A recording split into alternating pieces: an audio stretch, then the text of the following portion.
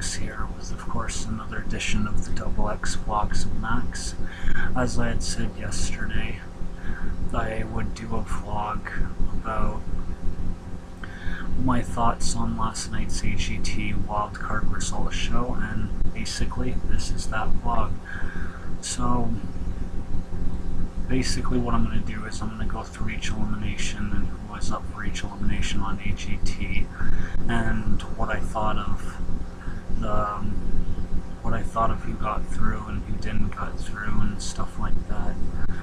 And to be honest, the only result that surprised me was the second result, and I'll get into that when I get to it. But anyway, the first elimination was down to Siobhan, the Yellow Design Stunt Team, and West Springfield Dance Team. And of course the group that ended up winning this was the West Springfield Dance Team, which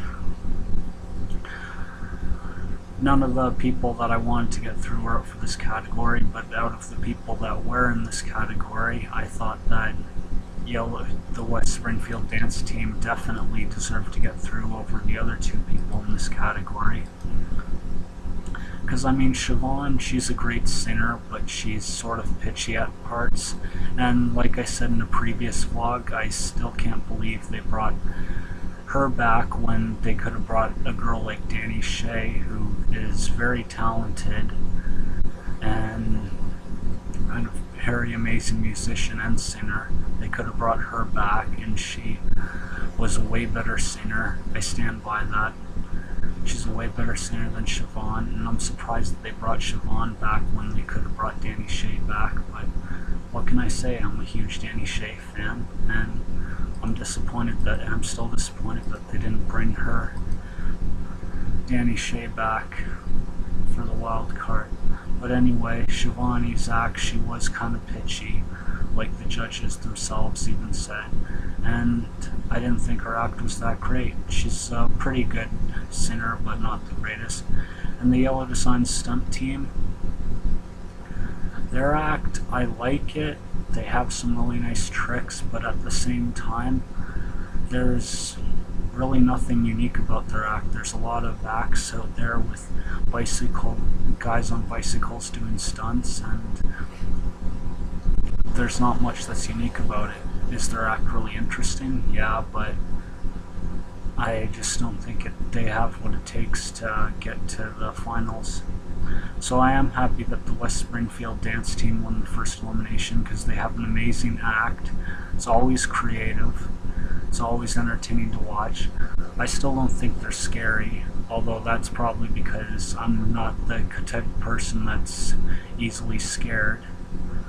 As people that watch my vlogs will know,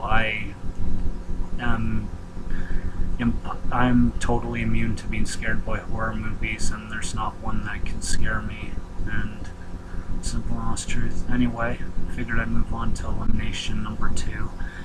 It was between Avery and the Calico Hearts, Charles Peacock, those funny little people, and of course a person on HET that I have made very clear that I don't like them is, of course, the Kinetic King. And ironically enough, this was the elimination that I was really surprised by the result, and I still don't get why this result ended up the way it did, but apparently the Kinetic King won the second one, got through, was the second person to get through in the show.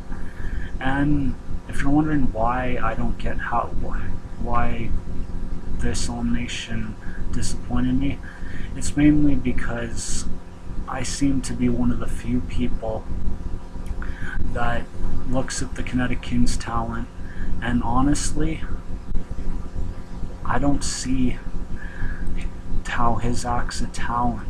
I mean, yeah, it's somewhat interesting, but the guy does the same kind of setup for all his gadgets. He doesn't add any kind of really awesome gadgets to his performances that make you go, oh, that was really cool. It's pretty much the same gadget every time. He just sets it up differently, and his act is something that anybody can learn how to do. I mean, which is ironic because I remember the one show how he was saying that his act's unique and there's only one Kinetic King, when in reality, and that only one, he's the only one that can do what he does, which, to be honest, I think is total BS. Anybody can do what the Kinetic King does. Anybody can learn how to do what the Kinetic King does and put together displays like he does with ton depressors and the cups and the other stuff. And honestly, I just don't see why people think is so entertaining about this act. It's not that interesting to watch because there's not like any really good gadgets he's shown so far. But for some reason a lot of people seem to like it. The judges seem to like it, which I'm honestly surprised Pierce actually likes his act, because you figure it would be one of those acts that Pierce wouldn't like and would say that it wasn't that great. And that's what surprised me. Pierce says that the funny little people are boring, that they're not a real act, and that it's just utterly ridiculous. Yet he finds the Kinetic King's act highly entertaining. So much so that last night when he got moved on, Pierce actually bowed before the Kinetic King, which I was like, okay. Don't know why you would do that, because I just don't know why you would do that. It just doesn't make sense. Oh, and Pierce also called the Kinetic King the Rocky Balboa of AGT, which is another thing that is total BS. There are a lot of other people on that show you can consider the Rocky Balboa of AGT, but honestly, he's not one of them, and that's one comment from Pierce that I totally disagree with beyond a shadow of a doubt, because he is not the Rocky Balboa of AGT. And I know there's probably a lot of Kinetic King fans out there, and I'm sorry if I offend you by what I've said about the Kinetic King, but what he does, it's not a real talent as far as I'm concerned. He doesn't do something.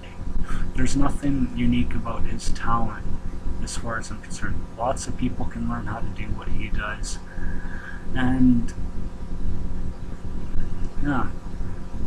But anyway, the reason it surprised me that he got through over the other groups is because you had Avery and the Calico Hearts, three little girls that were really cute and really talented young singers that totally deserved to make it through out of the 4 people that were up for this elimination.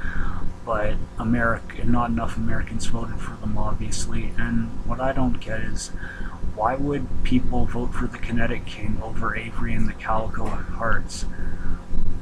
Because you can obviously tell looking at those two groups, it's obvious who's more talented. Avery and the Calico Hearts are way more talented than the Kinetic King, because their talent, it's an actual talent.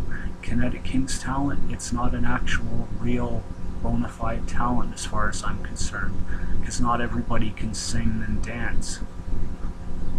And that's what makes their act a talent. And then of course there's Charles Peacock, which his act is really good, but I don't think it's an act that could make it all the way to the finals. Like, it might have a good chance, but I don't see it making it to the finals. And also there's the fact that he dropped stuff during his act, although I did think it was pretty cool when he had that one sword on his chin and then he spun another sword on top of that. That was pretty awesome. But yeah.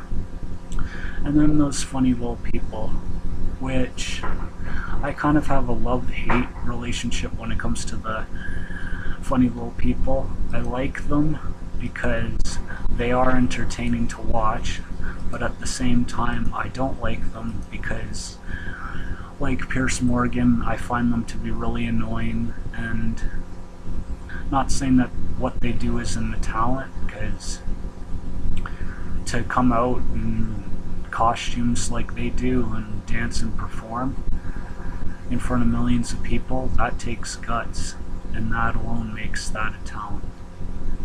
But yeah, I honestly was surprised that Kinetic King got through over Avery and the Calico Hearts. Because, to be honest, I thought Avery and the Calico Hearts were the most talented act in the 4 acts that were up for this nomination, but yet the Kinetic King gets through and his act's not that interesting, and I'm honestly hoping the Kinetic King doesn't make it to the finals, because if he were to make it to the finals and get all the way through, I'd be wondering what the heck is wrong with America, because honestly, I don't know about the rest of you, but he's one act that I wouldn't be entertained watching in Vegas, because it's not that entertaining of an act. But yeah, I've taken quite a bit of time on that elimination, so I figured I'd move on to the next one. And of course, elimination number 3 was down to the 2 magicians of the show, one of them being Landon Swank, of course the guy that I wanted to get through, if you've seen my vlog from yesterday on AGT, and of course there's Seth Grable. And when all was said and done, Landon Swank made it through, which I was really happy with, because Landon Swank did have the better act out of the 2. Like, Seth Grable, I'm not saying his act wasn't entertaining to watch, it was, but it's like Pierce Morgan himself said, it was more of a show than it was magic, and Pierce hit it right on the nail right on the head with that comment, because Seth Grable's act was more show than magic. I mean, the only magical part about his act was when he made the DeLorean appear out of nowhere with the miniature versions of Sharon, Howie, and Pierce. Was his act entertaining to watch? Yeah, it was, but not nearly as entertaining as Landon Swank. I mean, look at Landon Swank. The guy went into a box filled with water. He had his hands and his neck chained to the bottom of this box of water, and he had a minute to escape. And what was really awesome is not only did he escape the water-filled box, he actually escaped it, and he switched places with somebody else that he had in this act. The thing that really surprised me though this week, he usually has his hot blonde wife in his acts, on most of his acts. I think her name's Harmony, I'm not sure, but he usually has this hot young wife of his in his acts, and this week he didn't have his hot young wife in his acts. But I'm really glad Landon Swank went through. His definitely was the better trick out of the better magic trick out of the 2, so I'm glad Landon Swank got through, and he definitely has talent. Anybody can see that. And yeah, not saying that Seth Grable isn't a good entertainer, but he's not much of a magician, and Landon Swank is more of a magician. So then of course we were down to the last elimination, and it was down to 2 of the people that I was hoping would make it through, J. Chris Newberg and the Summerland Skippers, and the Fiddleheads were also in this elimination.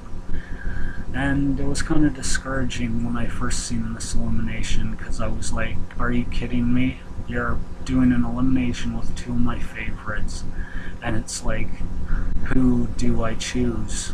Because both J. Chris Newberg and the Summerland Skippers were 2 of the acts I wanted to get through, and they had them both in the same category, so it's like I knew they both weren't going to get through. So I was like, okay. I was sitting there watching elimination number 4, and basically out of nowhere, J. Chris Newberg gets eliminated, and I'm like, okay, because to be honest, I thought the Fiddleheads would have gotten eliminated, and it would have been down to the Summerland Skippers and J. Chris Newberg for the final elimination.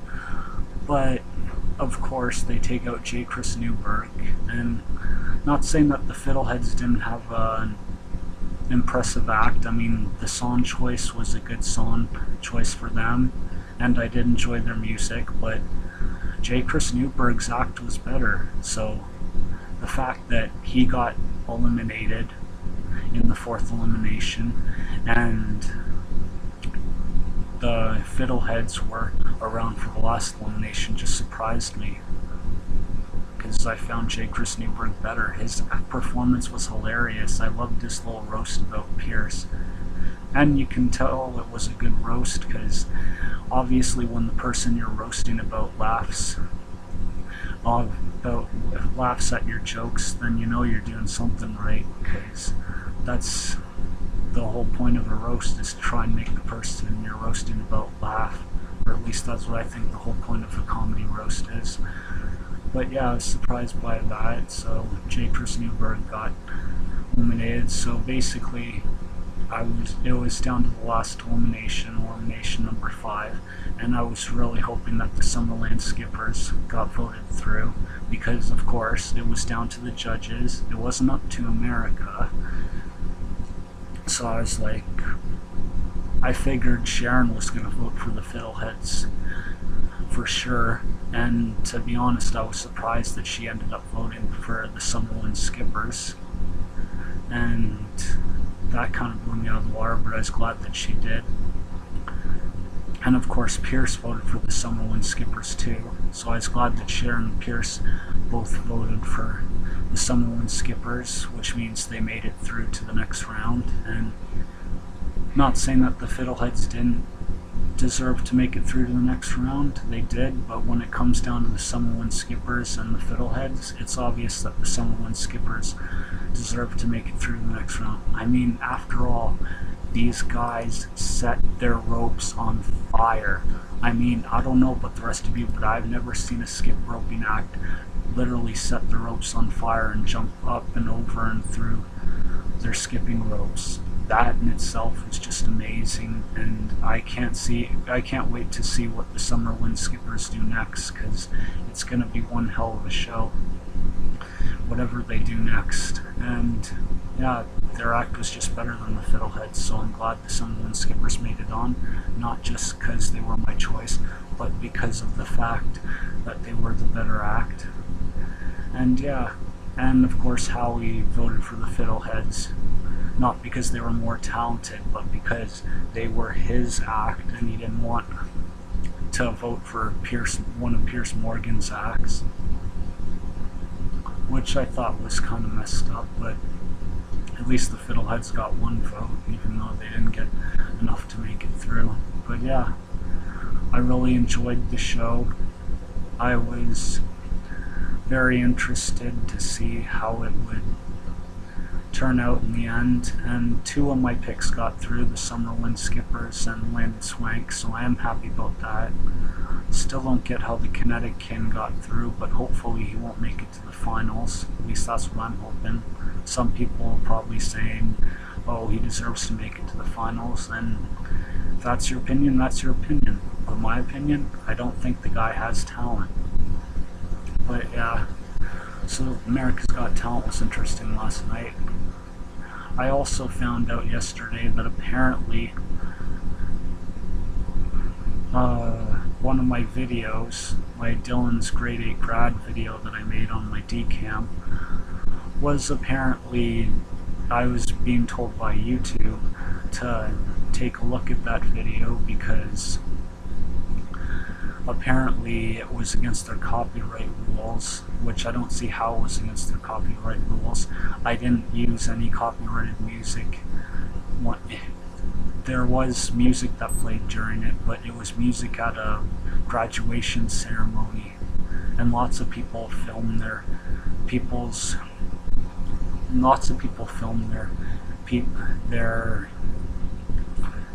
son, daughter, nephew, or niece's graduation and put it on YouTube.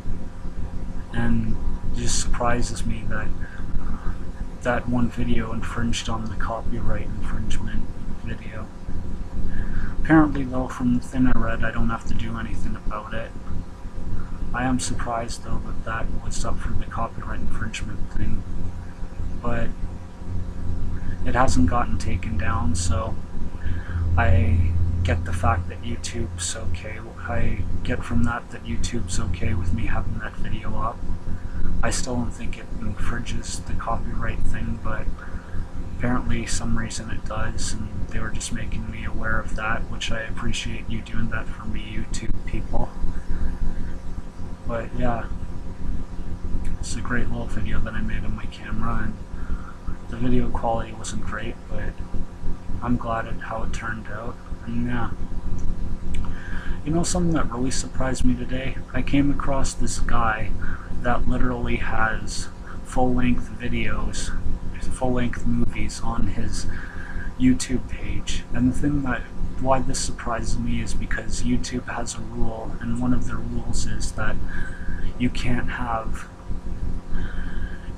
copyrighted movies, music videos, or TV shows in your vlogs. Like, you can't film a whole TV show or a whole movie or a whole music video and put it in your vlog and claim it as your own. Otherwise you get in trouble and get possibly banned. Yet this guy filmed all these movies on his YouTube, full-length movies, posted them to YouTube, and I'm surprised YouTube hasn't done anything about this person who has put full-length movies on their YouTube page. Because I thought there was a rule that makes doing that forbidden, and apparently that rule doesn't apply to this one person on YouTube. Came across their page. I'm not saying that I didn't like the fact that YouTube had a page like that, because it is nice to see a page with full-length videos so you can watch them online, but the way I'm just surprised this guy posted full-length movies on his YouTube, and basically that YouTube's not really doing anything about it, even though it's against one of their sacred rules. But yeah, they'll probably do something about it eventually, I'm sure, and it'll get taken down. It's a shame they don't allow that kind of thing on YouTube, but at the same time I can see why they don't allow full-length movies on YouTube, because it is copyrighted material, and I don't blame them for not allowing that stuff. But yeah, this has been another XX Vlogs of Maxx, the 23rd edition of the show.